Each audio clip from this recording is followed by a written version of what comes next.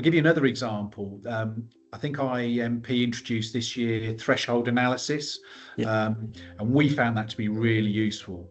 And to give you an example, traditionally as a trust, we've sort of looked at a bonus metric of around a target of around 7 to 8%.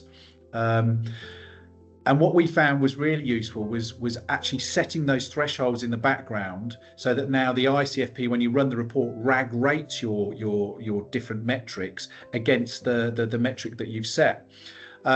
So it's perpetually about cost cutting, if that's the view. Right, okay. So some schools were actually too tight with their bonus. It was really low.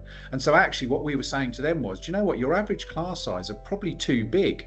And what we think you need to do, and what we are advising you to do, because we have a model that we don't direct heads to do, to take action, we advise, and ultimately they're the heads and accountable for those decisions.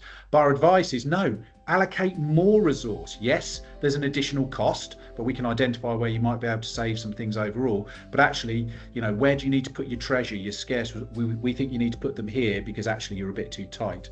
So that's actually not about cutting costs. That's about that efficacy and that efficiency. Yeah.